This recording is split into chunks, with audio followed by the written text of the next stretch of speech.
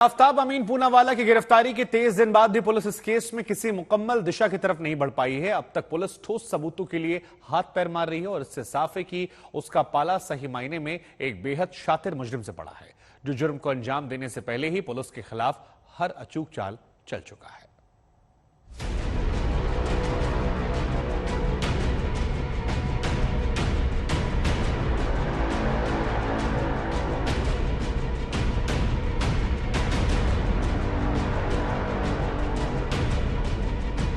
18 मई 2022 था वो दिन जब दिल्ली के छतरपुर इलाके में इसी फ्लैट पर देश की सबसे बड़ी मर्डर मिस्ट्री की शुरुआत हुई थी। जब एक शातिर शख्स ने उस पर भरोसा जताने वाली लड़की का कत्ल करने के बाद ऐसी हैवानियत की कि सुनकर हर किसी का कलेजा कांप गया।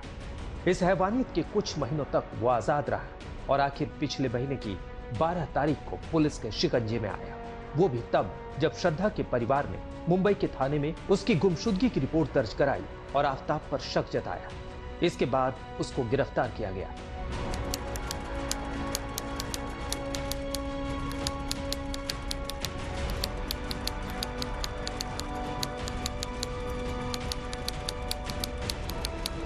और इसके बाद आज 4 दिसंबर को पुलिस के हाथ कमोबेश खाली है।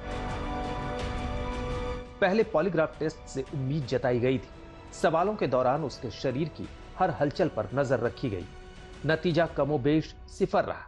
इसके बाद कहा गया कि नार्को में ये शातिर सब कुछ उगल देगा, लेकिन अब तक नार्को को लेकर जो रिपोर्ट सामने आ रही है उसे देखते हुए भी साफ लग रहा है कि मामला उतना सीधा सपाट नहीं है। नार्को के बाद उससे मिली जानकारी के आधार पर पुलिस कोई भी ऐसी बड़ी बरामदगी नहीं कर पाई जिससे मामले को अहम लीड मिले।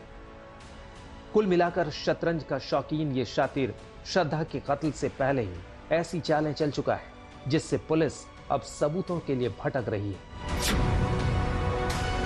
शातिर आफ्ताब ने पहली चाल ये चली कि कत्ल के बाद ये सारे सबूत मिटा दिए। एक के बाद एक उसने हर वो कड़ी मिटा कर रख दी जो उस पर शिकंजा कस सकती थी। दिल्ली पुलिस को अब तक जिस हथियार से कत्ल किया गया वो नहीं मिला है। आफ्ताब ने सटीक जानकारी नहीं दी क्या लायक कत्ल उसने कहां छुपाया। श्रद्धा के मोबाइल से भी पुलिस काफी सबूत जुटा सकती थी, लेकिन अब तक ये नहीं मिला है। माना जा रहा है कि आफ्ताब ने ये मोबाइल मुंबई के समंदर में फेंक दिया। अगर ये सही है तो पुलिस कभी भी ये मोबाइल बरामद नहीं कर पाएगी और कई सबूत जुटाने का मौका खो बैठेगी। कत्ल के वक्त पहने कपड़े भी आफ्ताब एमसीडी के कूड़ा ढोने वाले ट्रक में फेंक कर मिटा चुका है। इसके अलावा अब तक श्रद्धा का सिर भी बरामद नहीं हुआ है। कुल मिलाकर सारे अहम सबूत आफ्ताब पहले ही मिटा चुका है और नार्को और पॉलीग्राफ के बाद भी पुलिस कुछ भी ठोस बरामद नहीं कर पाई है। दिल्ली पुलिस के सामने एक बड़ी समस्या है कि अभी तक उसे कोई ऐसा ठोस सबूत नहीं मिला है जिसके आधार पर वो ये कह सके कि आफ्ताब ने 18 मई को ही श्रद्धा का कत्ल किया था। इसलिए दिल्ली पुलिस की टीम लगातार इससे जुड़े सबूतों की तलाश में जुटी हुई है और साथ ही साथ अभी तक पुलिस को इस बात के भी कोई सबूत नहीं मिले हैं कि आफ्ताब ने श्रद्धा का कत्ल साजिश के तहत किया था, यानी 18 मई से पहले ही उसने श्रद्धा के कत्ल की साजिश रच ली थी। आफ्ताब के मामले में ये देखकर पुलिस भी हैरत में थी कि वो हर जांच हर टेस्ट के लिए बेहिचक तैयार था, ये जानते हुए भी कि ये टेस्ट उससे कुछ उगलवा सकते हैं। अगर वो नार्को के लिए इनकार करता तो पुलिस का शक उस पर गहरा जाता। जज ने आफ्ताब से कहा भी था कि वो चाहे तो नार्को के लिए इनकार कर सकता है, लेकिन आफ्ताब ने कहा कि वो नार्को का सामना करने के लिए तैयार है। इस चाल से भी पुलिस का हौसला कहीं ना कहीं डगमगाया, क्योंकि आफ्ताब जानता था कि नार्को में उसकी जुबान से चाहे जो सच निकले, लेकिन कोर्ट में उसकी अहमियत कम है।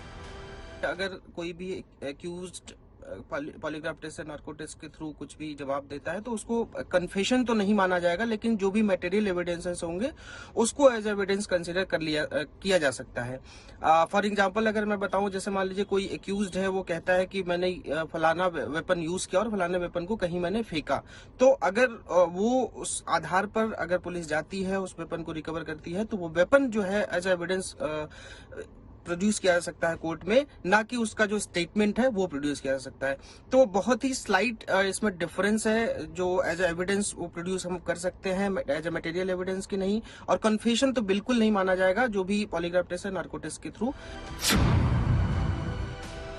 आफताब इतना शातिर था कि उसे अच्छी तरह पता था कि जब उसकी गिरफ्तारी होगी तो उसके खिलाफ सबसे मजबूत सबूत कत्ल वाली जगह यानी इस फ्लैट से मिलेंगे, और यहीं पर उसने सबूतों का खात्मा करने में सबसे ज्यादा मेहनत की। उसने इंटरनेट और गूगल के जरिए हर वो तरीका तलाशा जिससे खून के धब्बे और दूसरे सबूतों को पूरी तरह मिटाया जा सके। यही वजह है कि पुलिस को इस फ्लैट से कुछ खास नहीं मिला। फर्श पर खून के हल्के धब्बे जुटाने के लिए भी पुलिस को आधुनिकतम तकनीकों का सहारा लेना पड़ा। श्रद्धा के पिता और भाई के लिए गए डीएनए सैंपलों से अब इन धब्बों का मिलान किया जा रहा है। पुलिस ने अब तक आफताब से 2 दौर में 10 दिन तक पूछताछ की, लेकिन पुलिस खाली हाथ दिख रही है। तो इसकी बड़ी वजह आफताब का शातिर दिमाग। दिल्ली पुलिस के दर्जनों तेज तर्रार अफसर रात दिन सबूतों की तलाश कर रहे हैं और शातिर आफताब तिहाड़ में शतरंज में खोया है, नई नई चालें चल रहा है। अरविंद ओझा, दिल्ली आज तक।